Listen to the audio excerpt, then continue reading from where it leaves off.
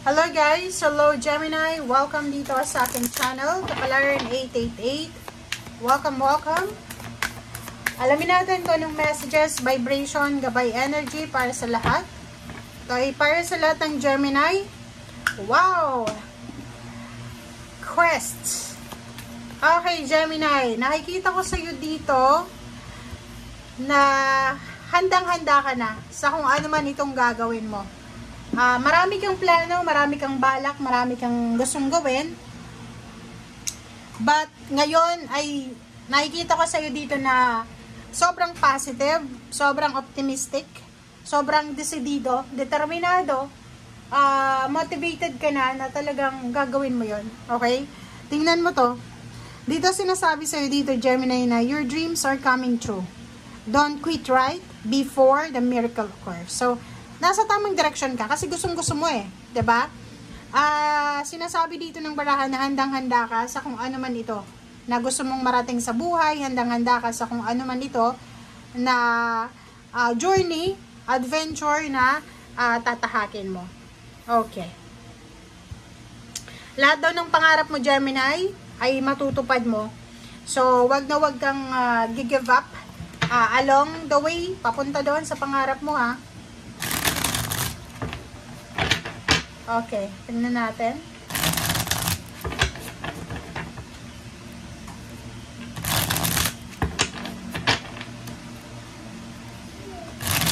Okay, Gemini. First card, second card. Nakikita ko sa'yo dito, Gemini, yung new beginnings. Parang ano to, stepping stone papunta doon sa empowerment. So, tama to. Kasi resonated siya sa energy mo dito. So, kung ano man tong balak mo na risky decision, patungo doon sa manifestation of your dreams, power, empowerment, go lang ng go. Okay? So, nakikita ko pwedeng travel abroad or pwedeng mag-a-apply ka sa isang company na wala ka namang knowledge, parang ganon. But, yun nga yung sinasabi, go lang ng go. Eight of Pentacles. Wow! New job, new career, new source of income, parang new designation sa trabaho, new team. So, maraming pagkakataon dito. Eight of Pentacles and the Empress, maraming pagkakataon na kumita ka ng pera. So, maraming source of income. Maraming sisimulan ka para kumita ng pera. Okay? So, kung makikita mo dito, itong Eight of Pentacles and Empress, it's a manifestation na may sisimulan ka talaga na isang trabaho, isang negosyo na pwedeng magdala sa'yo ng sobra-sobrang blessings. Okay, Nine of Torches and King of Cups. Nakikita ko sa'yo dito na mayroong mga Gemini na pagod na sila sa kung ano man na pinagdadaanan nila sa emosyon. Kaya, parang starting this March of 2025, ile-let go na lang nila kung anong mangyayari sa relationship, kung magiging maayos, magiging pangit.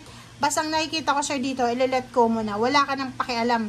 Basta ang focus mo sa ngayon is dito sa trabaho, dito sa pagkakakitaan, dito sa strength mo, financial strength.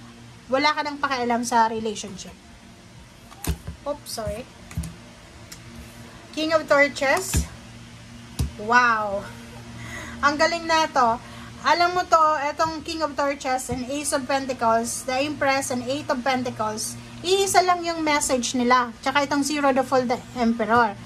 Sinasabi yan sa'yo na marami kang matatanggap na offer. Trabaho, pwedeng pagkakitaan, negosyo, partnership, collaboration, ano pa ba, lahat ng klase na pwedeng pagkakitaan. So, paki-comment sa comment section if you're resonated.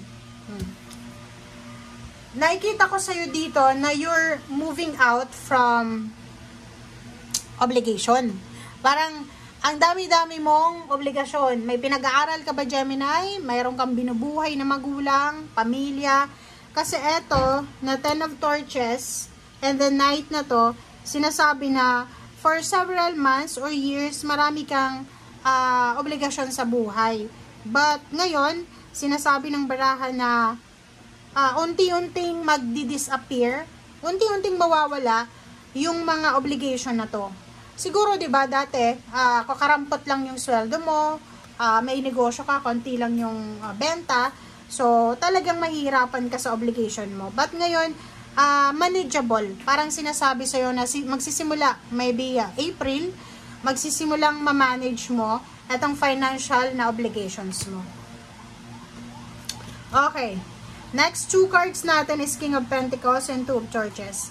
Kaya lang, ang nakikita ko sa'yo dito, Gemini, ino-offeran ka na ng universe ng pagkakataon para kumita ng pera.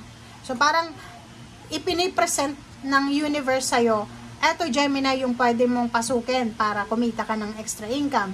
Eto Gemini yung mga tao na pwede mong maging kaibigan, maging acquaintance para maayos yung takbo ng pera mo.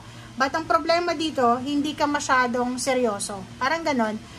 Yun nga yung sinasabi sa'yo dito na wag kang, pag halimbawa may mga pinagdadaanan tayong hindi maganda, wag mong iisipin na isuko agad. Okay?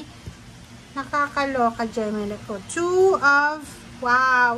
So, comment down below. Nakikita ko may Gemini ditong pagod na siya sa pakikipag-deal sa kanyang karelasyon. Paki-comment sa comment section ang karelasyon mo kung lalaki kang Gemini. Yung babaeng ito ay sobrang silosa, and parang nasasakal ka na. Tingnan natin. Seven of Cups. Diba? So, nakikita ko sa'yo dito, Gemini, na binibigyan ka ng offer ng ating spiritual helpers and guide, ng ating angels, na you have a choice daw. Diba? Kung hindi ka na masaya, kailangan mong pag-isipan mabuti. Ito yung sinasabi dito, hindi ito yung pera ha, hindi ito yung trabaho, relationship to. Ito yung sinasabi ditong don't quit before the miracle occurs, pera yan. Etong sinasabi dito na mag-quit ka na kung ayaw mo na, relationship. Okay? So, nakikita ko sa'yo dito na talagang binibigyan ka ng pagkakataon ng universe na mahanap kung ano talaga ang deserve mo na blessings. Okay, Gemini? Sinasabi din dyan sa'yo ng universe na lahat ng manifestation mo, your dreams are coming true. Lahat ng minamanifest mo ay makukuha mo kasi masipag ka.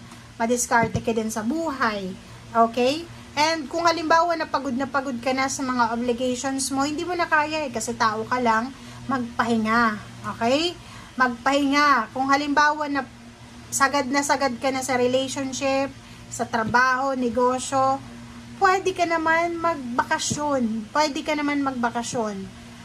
naman lumipat ng trabaho. Pwede ka naman magbakasyon sa probinsya or sa Pilipinas kung OFW ka. So, wag mong papagurin yung sarili mo sa walang kwentang bagay. Ito yung sinasabi sa'yo, Diba? So, yan guys, ang sinasabi ng baraha. Maraming salamat. Bye!